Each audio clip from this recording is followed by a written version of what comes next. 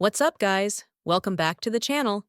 Today we're diving into one of the darkest, most emotional reincarnation stories I've come across in a while. Two as One Princess. This ain't your usual isekai, where the hero gets a cheat skill and life on easy mode. Nope. This time, our main wakes up without even a body of his own. Stuck inside a little girl's life of shackles, danger, and survival. Trust me, this story goes way deeper than you'd expect. So grab a drink, get comfy, and let's break it all down together. Chapter 1. Prologue. The Wagon, the Shackles, and Reminiscence. The narrator opens by critiquing the overused trope of reincarnation stories, then reveals his own twist. He didn't get his own body after death, but instead inhabits a 10-year-old girl's body. As a former man, he initially felt uneasy, but has grown used to her form, his thinking becoming more androgynous over time. Her beauty is striking even to him, hinting at a complicated bond built over years. Yet beneath this calm reflection lies a grim reality.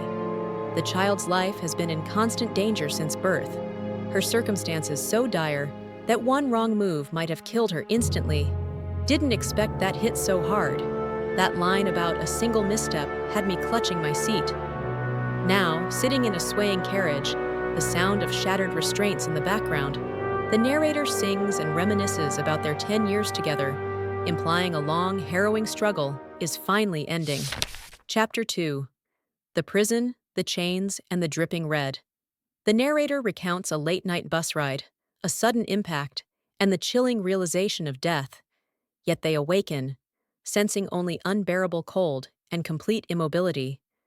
They can't move, speak, or see, leading them to wonder if this is hell, a ghost state, or something else entirely.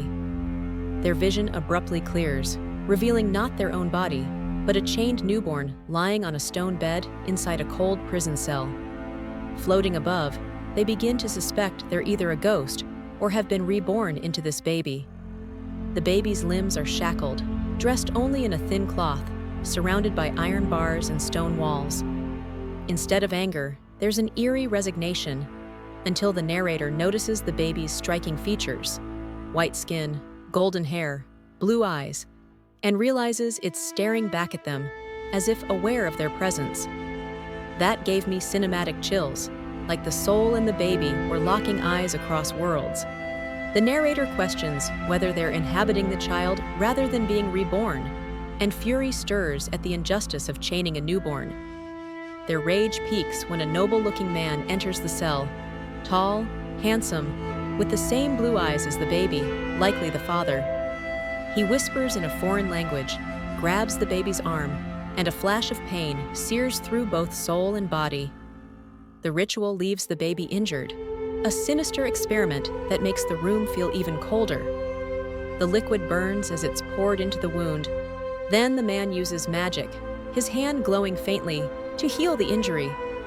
Throughout the ordeal, the baby doesn't cry, which makes the man rejoice as he leaves, clearly pleased with his experiment.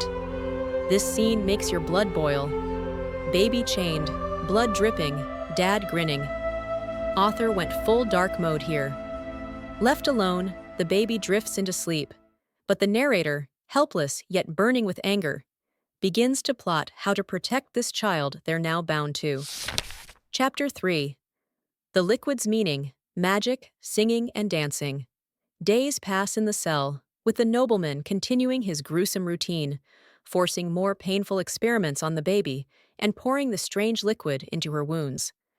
Horrifying as it is, the liquid seems to sustain her life, replacing food. Magic becomes undeniable. Her cloth cleans itself, and her injuries heal instantly. The narrator realizes the baby is a girl and begins plotting how to protect her. With her body too weak for anything else, magic is the only option. Borrowing her body while she sleeps, he experiments, circulating energy, testing detection, and theorizing about chance, efficiency, and sources of magic power. The results are clumsy but promising. The way he's forced into dad mode through trial and error magic training hits hard, like desperation meeting determination. Over time, he develops rudimentary detection and barrier magic, focusing on concealment so the nobleman won't discover their abilities. Healing magic proves too advanced for now, but he clings to his role as shield and eyes for the girl. Amid this grim struggle, a flicker of light appears. While humming Japanese songs to pass time, he notices the baby giggling, even moving her body as if dancing to the beat. In a world of chains and blood rituals, her smile becomes his salvation, a reminder that even in captivity, joy still exists. Chapter 4. The Assassinations, the Incident, and Lamentation. The girl has grown older, now walking but still chained, her right leg bound with an even thicker shackle, an image of the man's obsessive control. Despite learning to speak, her daily life is plagued by assassination attempts, swarms of rats, grotesque larvae, and venomous spiders unleashed into her cell. Each time, the narrator shields her with magic barriers, though his sanity crumbles under the hellish scenes. One day, after years of this torment, the man arrives with 2 containers of strange fluid. The ritual of cutting and feeding resumes, but then he goes further. He pushes his twisted experiment even further, crossing a line so cruel it left the girl broken and lifeless in her stare. The narrator hesitates for a single instant and fails to intervene, realizing in horror what has happened. You can feel her pain bleeding through the words. The author didn't just write cruelty, they forced us to sit in the raw, sickening helplessness. Absolute gut punch. The man leaves, thrilled by his twisted experiment, while the girl stares blankly, too young to grasp the meaning of her suffering. The narrator, overwhelmed by guilt and self-loathing, spirals into despair. He apologizes again and again in Japanese, knowing she can't understand, but unable to stop. His lament continues until his consciousness fades into darkness. Chapter 5. A Second Regret, Studies and the Medicine. The narrator recalls that even at his death, his deepest regret was failing to protect the girl. When he awakens, he finds her no longer in the stone prison, but in a room lined with bookshelves. Yet the sight of her is devastating. Her golden hair has turned pure white, her body wrapped in bandages, eyes lifeless as she reads like a fragile doll. His heart breaks at his second failure to shield her. He tries to sing softly, though his voice trembles. To his shock, the girl reacts, tears streaming as she smiles faintly and even speaks to him. Though he can't understand her words, she recognizes his existence, and when she touches him, he feels himself drawn back into her body. For the first time, there's a sense of real connection between them. Yeah, that line hit straight in the heart. The way her tears answered his broken song, that was pure soul crush and healing all at once. Days pass with her endlessly reading, slowly learning letters, and even trying to teach him. She proves intelligent and resilient, far beyond her years. Then a masked butler delivers food and a black sphere of medicine. Forced to take it, the girl nearly collapses as overwhelming magic floods her body. He manages to circulate the magic for her, protecting her from destruction, and even siphons a little for himself. Once the butler leaves, she resumes reading, but soon looks at him again, this time mimicking his song.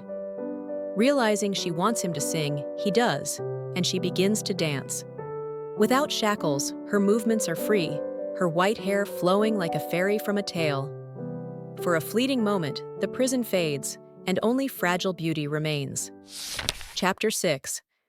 The Peaceful Times, Name and Salvation. Life in the book-lined room settles into fragile peace. The girl studies, dances, eats, and endures the medicine, while the narrator helps her circulate magic.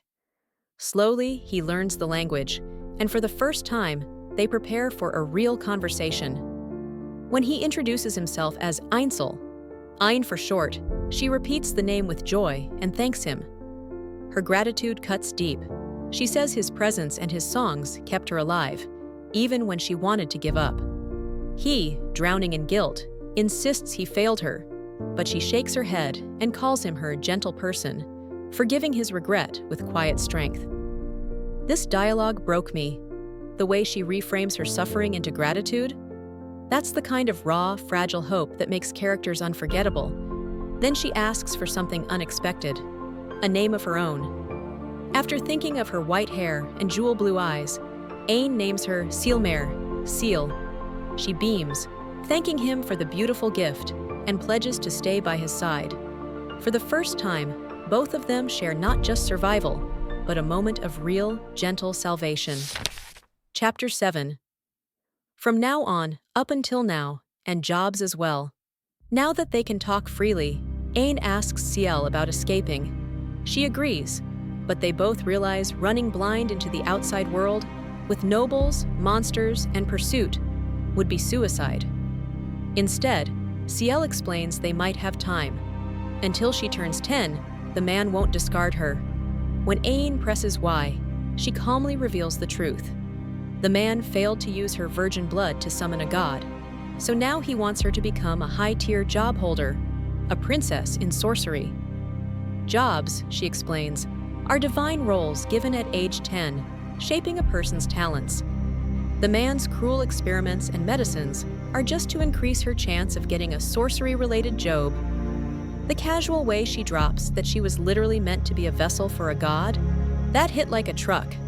This author really knows how to drop lore with gut-punch impact Ain pieces together the horror.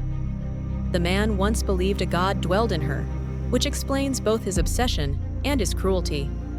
Likely, Ciel's bandages came from his rage after realizing she wasn't divine. Despite this, she stays calm, even apologizing for sharing her body with Ain. They test whether he can move her while she's awake, and though clumsy, it works, giving them another edge.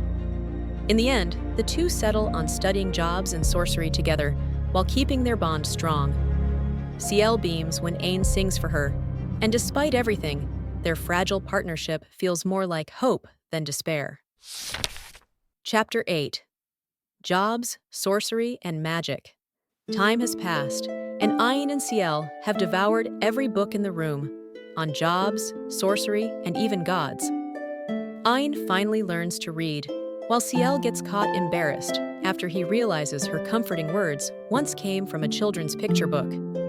Seeing her blush and mutter shyly, priceless. They put their knowledge together. Jobs are divine gifts carved into the soul, talents powered by gods. But their main focus is the so-called disappointing kings and princesses, high-tier jobs mocked as useless, like the infamous Song Princess.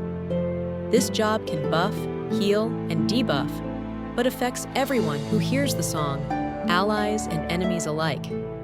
No wonder they were persecuted, with even one tragic tale of a Song Princess who destroyed an entire royal capital out of despair. The way the author flipped a princess job into a cursed role? That's brutal, but genius. Their plan is clear. Aim for a disappointing job, so the Duke loses interest in Ciel. Risky, since he might lash out violently, but safer than him chasing them after escape. Combat jobs remain the most prestigious, while entertainers like clowns or song princesses sit at the very bottom of society. In a heartfelt exchange, Ciel thanks Ain for sacrificing combat sorcery to protect her. His strength instead lies in barriers, concealment, and detection. Perfect for defense. Ain insists he'll shield her while she fights. If worst comes to worst, they'll blow up the mansion and flee. They also uncover the man's identity. Duke Respelgia, one of the kingdom's most powerful nobles, second only to the royal family. A terrifying revelation, but also confirmation of the scale of the enemy they're up against. Despite everything, Ain and Ciel steady themselves. Ciel will play weak. They'll prepare for her job inspection, and when the time comes, they'll gamble everything on survival. Chapter 9. Ciel, Disappointing Princess, and Shackles. After years of absence, Duke Respelgia finally visits Ciel, now a poised 10-year-old. He coldly announces her job inspection for the next day, his presence heavy and dismissive. Despite the tension, Ciel remains composed, almost doll-like, while Ain trembles beneath the surface. On her birthday, the Duke brings the job-identifying parchment.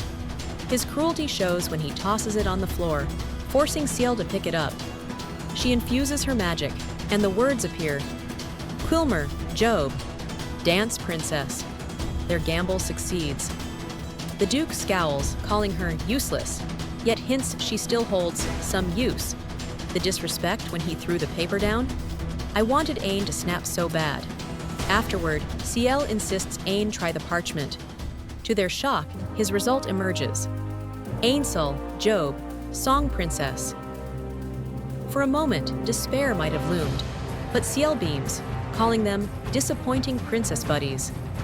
Her joy softens the blow, and Ain reflects how their years of daily singing and dancing unexpectedly shaped her fate into Dance Princess. But relief doesn't last. Days later, Rispelgia introduces a lecherous noble with a vile appearance and sells Ciel to him in exchange for money. The men seal the deal with a blood contract, and the butler shackles Ciel before delivering her to the buyer's wagon. Ain seethes, but also recognizes this as a dangerous opportunity. The pigman lacks the Duke's power, making escape more feasible. Ciel tests the restraints and confirms they don't seal magic, proof they've been underestimated. Ain then outlines a high-risk escape plan. Ciel listens carefully, then, with quiet resolve, answers, "Let's try it out." I literally forgot to breathe for a sec. Ciel going from victim to fighter with just that line? Author snapped here. Chapter 10. Song Princess, Monsters, and Freedom. Hidden beneath the wagon's canopy, Ain possesses Ciel's body and sings with joy. An act that draws sneers and vile jokes from the drivers about her being a dance princess, destined for the Earl's bed. Ain seethes at the indecent talk, but continues singing, unaware that her voice is summoning monsters. The caravan is ambushed by grotesque green creatures, wielding crude weapons, which the escorts swiftly kill, but repeated attacks wear the guards down. Aeon realizes that, like the song princess of old, she's drawing in every living thing with her voice, food and monsters alike. It's their only chance to stage their fake deaths and escape, but it's a gamble. Her detection magic then signals something massive approaching, a one-eyed bluish-green giant with a horn and a tree-sized club. In an instant, the giant smashes an escort with brutal force, leaving nothing but horror behind, terror and stench flooding the air. This was straight-up horror movie level. I was not ready. The remaining guards are slaughtered, leaving Aeon nauseated but forced to act. Ciel takes control with calm resolve, stepping outside as the giant turns its eye on them. She moves with dancer's grace, summoning crimson flames mid-spin. The giant smashes its club down, but Ciel flips away and counters, her flames swirling like a living entity. Years of planning this sorcery-infused dance fighting now come to life. Even so, the giant shrugs off the attack. Ciel notes she's never danced alone and hints for Ain to sing. Ain obliges, choosing his most powerful, energizing song. As his voice fills the air, Ciel's movements become wild and free. Dust kicking up, white hair whipping around, blue eyes blazing. Her flames transform into fiery fairies, darting around the giant, piercing its hide as if mocking it. In minutes, the colossal monster lies riddled with holes, its heart pierced by Ciel's final blow. The flaming fairies fade, and Ciel giggles joyfully at their synergy. Not me tearing up over them fighting in sync like this, but wow, the author snapped. Ain reflects on their compatibility, his song as her stage, her dance as his weapon. They share a tender exchange, Ciel smiling radiantly as she calls their bond fate and asks Ain to stay with her forever and ever. Ain softly echoes her sentiment, recognizing she's been his protector too. Amid blood and ashes, they step forward together, strengthened by art, trust, and survival. Chapter 11. Preparations, the Magic Stone, and from now on. After defeating the giant, Ain insists they leave quickly before blood draws more monsters. Still, he stops Ciel from simply burning the corpse. Something about the giant feels strange. With a knife scavenged from the wreckage, Ciel cuts into its chest and pulls out a glowing indigo orb, a magic stone, pure with concentrated power. She marvels at it, recalling vague knowledge from books, while Ain quietly connects it to the drug once forced upon them. Ciel then burns and buries the giant with ease, but afterward, she casually points out that Sorcery could have extracted the stone without all that effort, leaving Ain flustered and embarrassed. Loki loved this moment. Seeing the all-knowing Ain get humbled by Ciel was both wholesome and hilarious. Practical needs take priority. They gather coins, clothes, and a robe to hide Ciel's distinctive white hair. They talk about disguises, gender ambiguity, and the danger of revealing her Princess Job. Ain stresses caution, offering to handle social interactions until Ciel adjusts, and she reluctantly agrees. The chapter closes with Ciel asking what lies ahead. Ain hints at an inevitable path, finding work through an adventurer's guild, a place filled with monsters, danger, and unavoidable trouble. Interlude: Ciel and the Awakening. Ciel's perspective. From her very first awareness, Ciel's world was divided. The loathsome presence of Duke Rispelgia and the comforting glow of Ain's voice. Though nameless at the time, she grew to crave Ain's songs and the warmth of the protective barrier, which gave her humanity amidst a life of cuts, experiments, and cold imprisonment. When Ain vanished after Ciel's chastity was stolen at age 5, the loss nearly broke her. Books became her only escape, even as cruel men force-fed her black medicine that burned her body until her hair turned white. She believed Ain had abandoned her forever, until she suddenly heard Ain's trembling voice again. Overwhelmed with tears, she reached out, and when Ain's light entered her, the world regained its color. Life grew brighter. Ciel taught Ain words, asked her to sing, and eventually received a name of her own, Cielmer. Though Ain tried to reject her gratitude out of guilt, Ciel reassured her it wasn't her fault what happened, and she refused to let Ain bear that burden. At age 10, Ciel gained her job, dance princess. Rispelgia's scowl at the failure strangely pleased her, and later Ain discovered her own job as song princess. Instead of despair, Ciel felt joy. Two discarded princesses together, stronger as a pair. Soon, sold into a wagon, Ciel was captivated by the vast blue sky, even amid fear of what awaited. In the chaos that followed, she realized Ain's empathy made her tremble before death. But that only steeled Ciel's resolve. She would protect Ain now, just as Ain had always protected her. Together, they discovered the truth of their synergy, her dance powered by Ain's songs. In their first great battle, Ain's voice lit her movements, and victory followed as naturally as breathing. Later, retrieving a magic stone from the giant's corpse, Ciel found herself oddly delighted at Ain's flustered mistake about not using sorcery instead of a knife. That vulnerable side of Ain sparked a mischievous warmth in her, one she kept hidden, savoring the newfound preciousness of their bond. Chapter 12: The Forest, Night Watch, and Chatting. Traveling through the forest, Ain notices Ciel's stamina faltering under her cloak and pouch, though her dancing background helps her endure. For a girl who hasn't left a mansion in 10 years, every tree, leaf, and patch of sky feels like a miracle. Her childlike joy. The sky really is blue. The leaves are so green. Makes Ain reflect on the pain they've survived. Not me tearing up because she's amazed at the sky. This innocence after so much suffering is everything. That night, while Ain quietly wards off a wolf-like beast with his barrier, Ciel sleeps soundly for the first time in freedom. By day, they walk as Ain sings. Ciel dances along, marveling at his strange Japanese lyrics. Curious, she asks about her own name.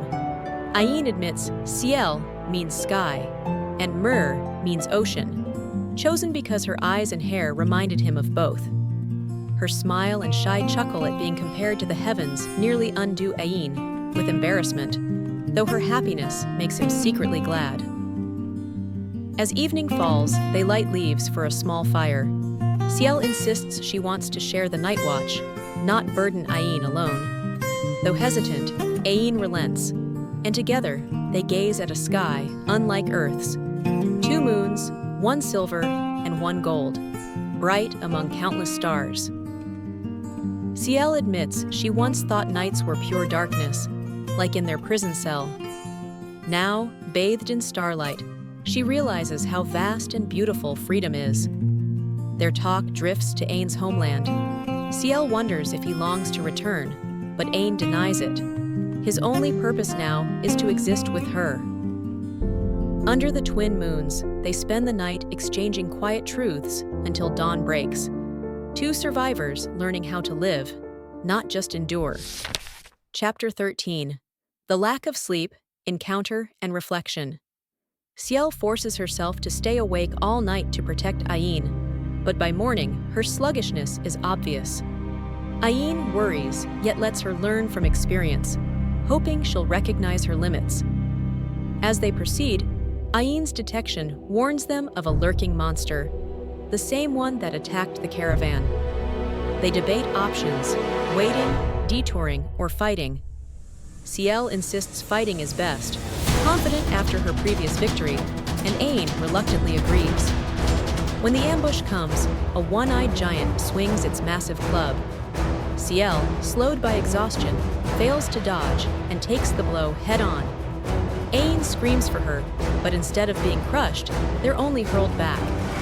Bruised but alive, Ciel rallies and unleashes ice magic, freezing and shattering the monster in a dazzling display.